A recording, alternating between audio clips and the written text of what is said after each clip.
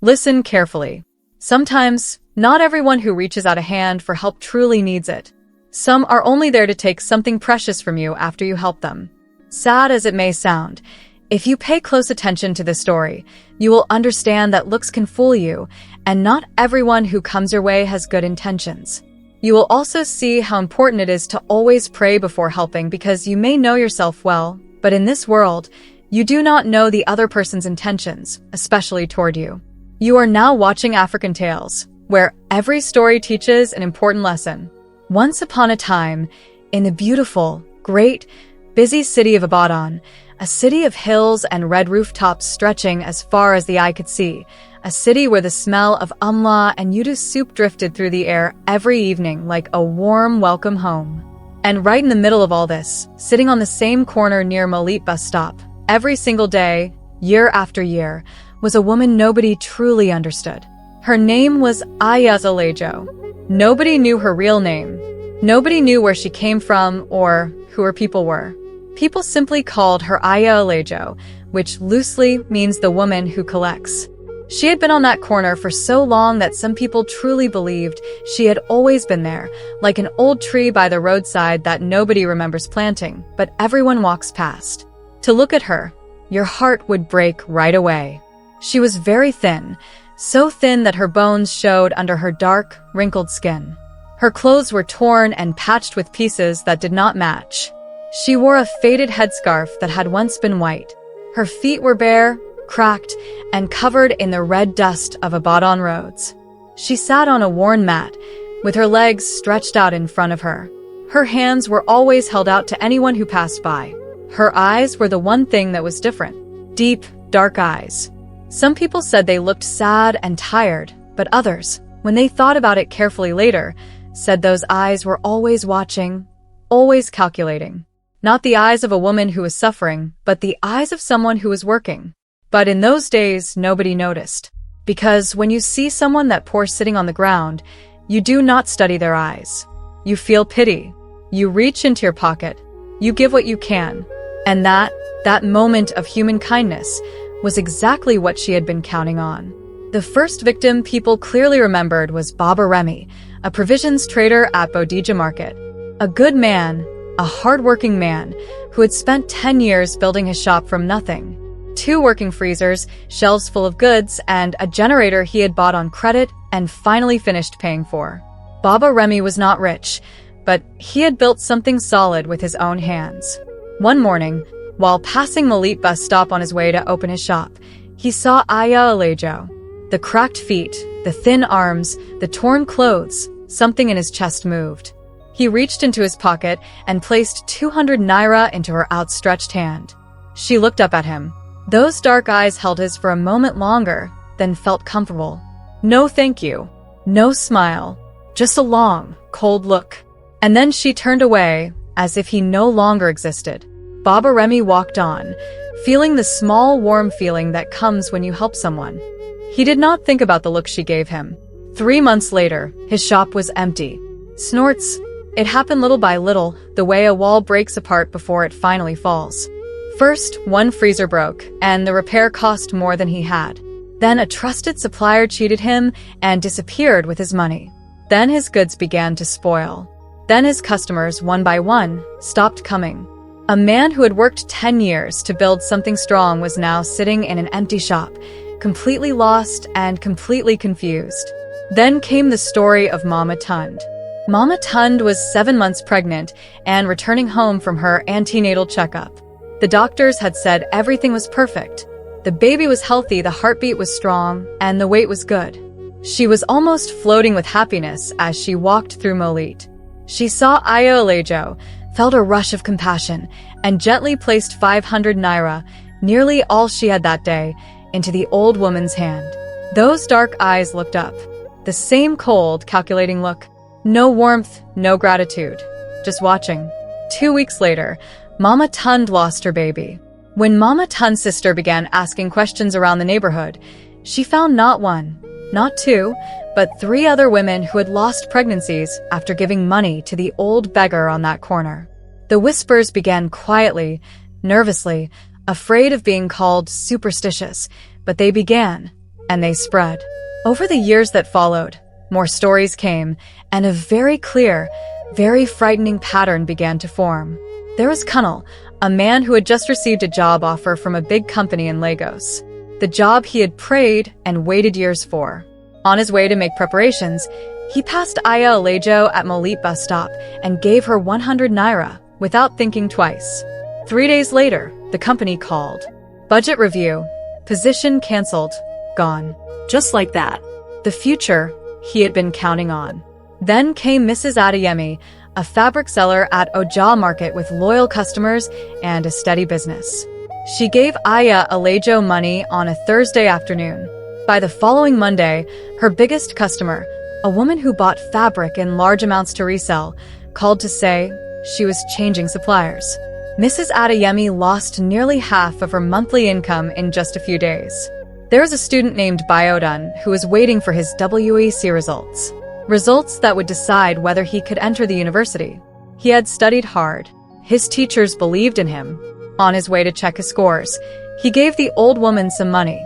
His results were a complete disaster. He failed subjects he was absolutely sure he had answered correctly. Businesses falling apart, pregnancies ending in grief, job offers disappearing, exam results destroyed, and always, just before the disaster, the same act of kindness given to the same thin old woman at Molit bus stop. But here is the painful part. Even with all the whispers, people still kept giving her money because she always looked so truly pitiful. Because the disaster did not always come right away. Sometimes it came 2 weeks later, sometimes a month later. So people told themselves it was just a coincidence. They told themselves, I am a person of faith. I do not believe in such things. And so they gave, and so they suffered. And she sat on her mat every single day, collecting not just their money, but their blessings, their open doors, and the futures they had worked so hard to build. What nobody in Molit ever saw was what happened when Aya Alejo went home at night. Every evening around 6 o'clock, as the Ibadan sky turned from blue to orange, she would quietly fold her mat, tuck it under her arm, and disappear into the narrow streets behind Molit. She moved through those streets quickly, speaking to no one. People in that area did not greet her, not because they did not know her, but because something about her made people look away. She lived alone in a small walled compound hidden behind a row of houses. A few people had caught quick glimpses of her there. A neighbor who once looked through a gap in the fence, a child who wandered too close one evening. They all told the same story in low voices, as if speaking about it too loudly might bring it to their own door. At night, she did not look like a suffering old woman. Her back was straight, and her steps were firm and confident. She would sit in the center of the courtyard and lay out all the money she had collected that day. Every coin, every note, carefully placed in front of her. Then she would begin movements nobody could properly name, words spoken into the night air in a voice too low to hear, a smell rising like something burning with no fire in sight. She would hold each piece of money, turn it over, speak over it, and the air around her would grow thick and strange, even on the stillest nights when no breeze was blowing. This was the real exchange, not money for money, but blessing for blessing. She was not keeping the naira for herself. She was using it as a container, because every coin a kind-hearted person pressed into her palm carried that person's goodwill, their grace, and their faith. And she knew how to pull that invisible thing out of the coin and turn it away from the giver into darkness. In the morning, she would put her torn clothes back on, wrap her old headscarf around her head, pick up her mat, and walk back to her corner, looking exactly like the helpless old woman Ibadan had always known. A few years, hundreds of ruined lives, and never once caught, until one ordinary Tuesday morning changed everything. His name was Adekunle Fasola, but everyone called him Deji. Deji was 32 years old. He worked as a technician at a small electronics repair shop near Dugby Market, fixing phones and appliances for people who could not afford to buy new ones. He was not rich, not powerful, not well-connected, just an ordinary young man doing his honest best in Ibadan. But Deji had one thing that set him apart. Not talent, not luck, but a habit, a simple daily habit that never broke. Every morning before leaving his house, he prayed. Not long or dramatic prayers, not prayers that needed an audience, just quiet, personal words. Lord, go with me today. Cover everything I touch. Let nothing evil attach itself to me or to what I do. Order my steps. And this habit did not stop in the morning. Before he made any decision, big or small, he would pause for a moment and bring God into that moment. It was simply who he was. That Tuesday, while walking his usual route through Molit to work, he saw Aya Alejo on her mat. He had heard small parts of the whispers around her name, but like many people, he was not completely sure what to believe. What moved him that morning was simply what he saw with his own eyes. Feet cracked and bleeding at the heel, the hollow look of someone who had not eaten since the day before. He reached into his pocket and brought out 100 naira. Then he paused, not because of fear, but simply because it was his habit. Before anything that mattered, he covered it in prayer. Quietly in his heart, he said, Lord, I am giving this from a good heart. Let this kindness be blessed and not cursed. Let no evil attach itself to what I do right now. I give in your name. Cover me with your grace. Just those few words. No one around him heard a thing.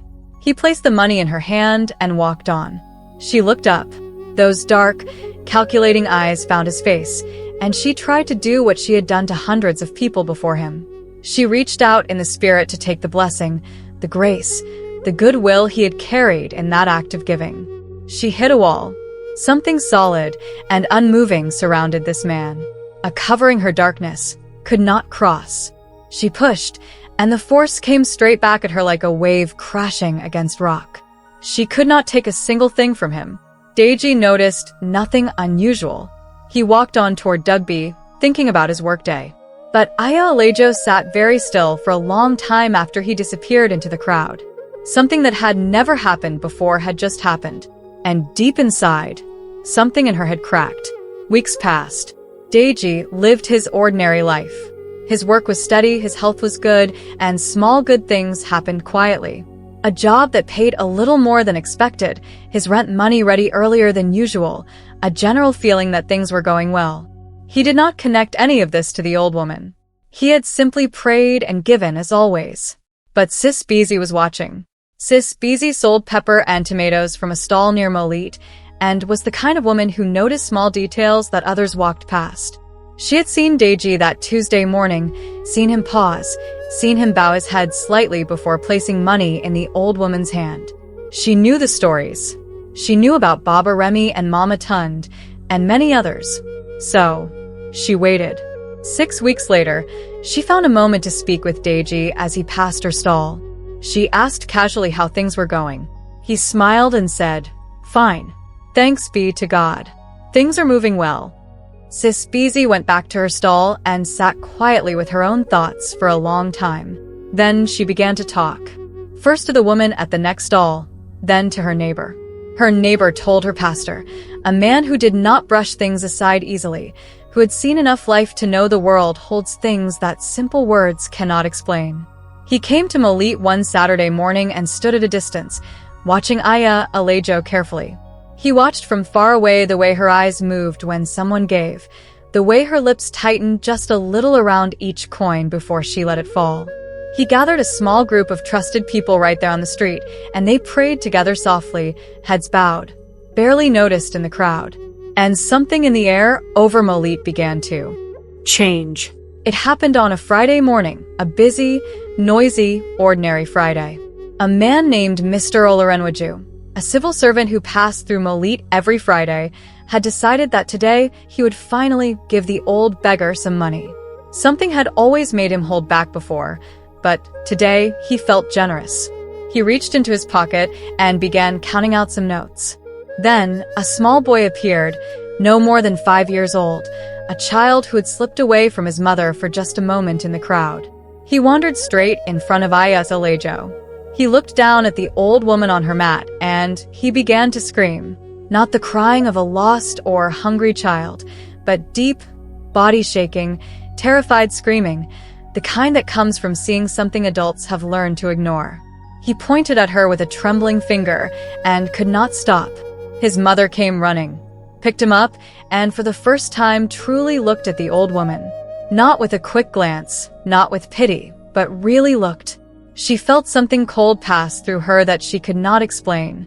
She backed away quickly, holding her son tightly, and kept walking without a word. Mr. Olarenwaju put his money back in his pocket and walked away fast. Then Fumi, the jewelry seller nearby, suddenly remembered something. 3 years earlier, she had given Aya Alejo money. And that very same week, her best customer had stopped buying from her, and her sales had collapsed. She had never connected the two things until now. She opened her mouth, and the words came out. First to the woman beside her, then louder, because truth has a way of growing louder once it starts moving. More voices joined in. A traitor, a mother, a young man who remembered his brother's story. The crowd grew thicker. And then Padissa stepped forward. Snorts. Padissa was 80 years old, had spent 40 years in Molit, and was a man whose words people waited for before they decided what to believe. He stood straight and spoke clearly. I have watched this woman since 1998. I have seen what she does. I said nothing because I was afraid, but I am 80 years old, and I do not have time left to be afraid. I am telling you today, this woman is not what she appears to be. She is a destroyer. The crowd erupted.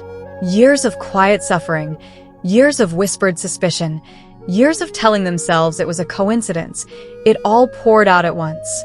And then, in the middle of all that noise, something happened that made everyone silent. Aya Alejo's face changed. Not the way a face changes with emotion. Deeper than that. The mask of suffering she had worn for 20 years slipped for just a few seconds, and what showed underneath was something cold and controlled. Something that had never truly suffered at all. Something that had, for a very long time, been perfectly pleased with itself.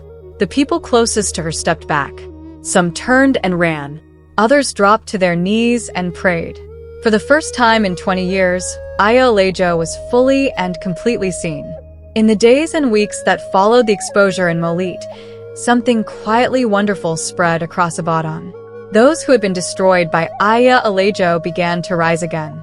Baba Remy, who had lost his shop and spent years struggling, borrowing money, and living with shame, received a visit from a new supplier offering full stock on generous credit terms. He reopened his shop. Within months, it was fuller and busier than it had ever been, even in his best days before the destruction. Mama Tund, who had lost 3 pregnancies and cried more tears than she believed a person could cry, became pregnant again. This time, the doctors were amazed at how strong everything was from the very first checkup. She carried that pregnancy for all 9 months and gave birth to a healthy, beautiful baby girl. She named the child Grace. Kunal received a call from a different company in Lagos, a better company, a higher salary, and a more senior position. He took it and never looked back. Mrs. Adeni's business recovered steadily, with her customers returning one by one. Biodun retook his WEC examinations and passed with grades so high that his school held him up as an example for younger students. Not every recovery was instant. For some, it took months of patient hard work and faith before things truly turned around. But the direction had changed, and that change in direction was everything. It was as if a heavy stone had been lifted from the mouth of a well, and the water that had always been there could finally rise freely to the surface. People said it was the grace of God, and they were right. When darkness is exposed and removed, the light it was holding down has room to live again. The blessings had always been there. They had simply been blocked. Now the blockage was gone. When people tried to celebrate Deji as a hero, he would look uncomfortable and shake his head. He kept saying, I did not do anything special. I just did what I always do. I gave with God's name on it. That is all. And that, little by little, was what the people of Abadan came to understand as the whole lesson. It was never about being special. It was about being consistent, about covering even the smallest, most ordinary moments with prayer. A habit so quiet, it seemed like nothing until the day it became everything. The community did not go to the police. They did not take the matter to any court. What Ayo Alejo had done could not be handled in an ordinary courtroom. The damage had been done in the spirit. even though its results were felt very much in the flesh. This was a matter for the community itself. So they gathered as Abadan people know how to do. Elders, pastors, imams, and community leaders met and reached the same conclusion without much argument, that Aya Alejo could no longer live among them. A public meeting was held on a Saturday morning at the open space near the bus stop, the very place where she had sat for over 2 decades. She came without being dragged. She knew the game was over. The mask had slipped, and everyone had seen what was underneath. There was nowhere left to hide. One by one, people stood up and spoke. Baba Remy described watching 10 years of work disappear in 3 months. Mama Tun stood before the gathering with her baby daughter, little Grace, tied to her back, and in a calm, clear voice described 3 pregnancies lost. 3 times hope had been taken from her. Kunal came down from Lagos to speak. Fumi spoke. Students, traders, mothers, fathers. They testified for over 2 hours, and the weight of all those stories together was enormous. Aya Alejo sat in the center of it all and said nothing. Her dark eyes were flat and empty, like a fire that had gone completely cold. The power that had lived behind those eyes for 20 years was gone. Broken first by one young man's quiet prayer, drained further by truth spoken openly, and finished completely by a whole community standing together and refusing to be afraid any longer. When the last person sat down, Padissa slowly rose to his feet. The crowd went silent. He looked at Aya Alejo for a long moment, then spoke the final word of judgment in a voice as steady as old wood. You are not welcome here. You came among us and took from people who gave you kindness. You took their businesses, their children, their futures. You turned mercy into a weapon. There is no longer any place for you in the city. Go and do not come back. 2 young men from the community escorted her out of Molit that same day. She went. Some said they saw her near Ojo, on the edge of the city. Others said toward Oyo, but she left Ibadan and never returned. Without the community she had fed on for so long, she had nothing. The darkness that powered her was broken, and wherever she went now, whatever market she sat in front of, whatever bus station she tried, people walked past without stopping, without looking, without giving. It was as if an invisible mark had been placed on her, one that strangers could feel without understanding. Even people who had never heard her story would feel a strange uneasiness and walk faster as they passed her. She moved from place to place, growing truly thin now, truly hungry, truly alone. She had no family, no friendships built on anything real, no life outside the darkness she had chosen long ago.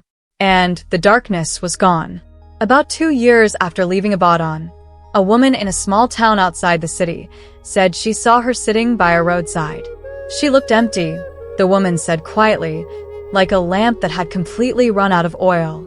3 years after the banishment, word came back to Molit through quiet channels, the way serious news always travels, that Aya Alejo was dead. Nobody could say exactly where or exactly how. No funeral that anyone attended, no grave that anyone could point to. She slipped out of the world as quietly and as anonymously as she had once sat on her mat, watching the people of Ibadan pass by. Nobody mourned her. But when the news reached Molit, people felt something, not happiness, not triumph, but the deep quiet relief of a long gray season finally coming to an end. The feeling of a window opening after years in a closed room. Something heavy had lifted from the air. Ibadan could breathe again. Years passed. Ibadan moved on, as great and living cities always do. The market stayed noisy, the motorcycles kept weaving, and the smell of umla kept rising in the evenings. New children were born, new traders opened their shops, and new young people arrived with new dreams. Life moved forward as it must. But the story of Aya Alejo, the beggar of Ibadan, did not die with her. Mothers told it to their daughters while braiding their hair in the evenings. Fathers told it to their sons over meals. Traders passed it on to younger traders who were just finding their feet. It moved from mouth to ear, from one generation to the next, kept alive because the lesson it carried was too important to let go. And every person who told the story was always careful to say the same thing first. Do not stop helping the poor. That was not the lesson, not even close. The poor must be helped. Kindness must never die in a person's heart. A generous heart is a blessed heart. The world badly needs people who still give. The lesson, the real lesson, was about how you give. It was about what you carry in your heart when your hand reaches out. Because a gift given carelessly, without faith, without covering, can be intercepted. But a gift, what had made Deji different from all the others, she would stop what she was doing, put down whatever was in her hand, and give the question the full answer it deserved. It was not that Deji was more powerful. It was not that he prayed longer prayers or was a more important person. He had a habit he never broke, not even for a small, ordinary Tuesday morning moment on his way to work. He covered everything with prayer, everything, even 100 naira.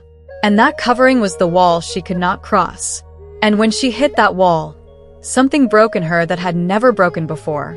That one ordinary man's quiet, steady habit started the end of 20 years of darkness. The businesses of those who had been ruined kept growing year by year, steadily. The children born to the women who had suffered kept coming into the world healthy and full of life. The opportunities that had been stolen came back in new and sometimes even better forms. And from all of it, Ibadan carried 3 truths forward. Truths that Aya Alejo herself, without ever meaning to, had proven with her own life and death. The first truth, not everything that looks broken on the outside is broken on the inside. A pitiful look is not always the whole story. Ask God for discernment, the wisdom to see what the eye alone cannot show you. The second truth, evil cannot hide forever. It may work for a long season, longer than seems fair, but the light always comes. Truth always finds its way out. No darkness in this world can build a permanent home. The exposure always comes.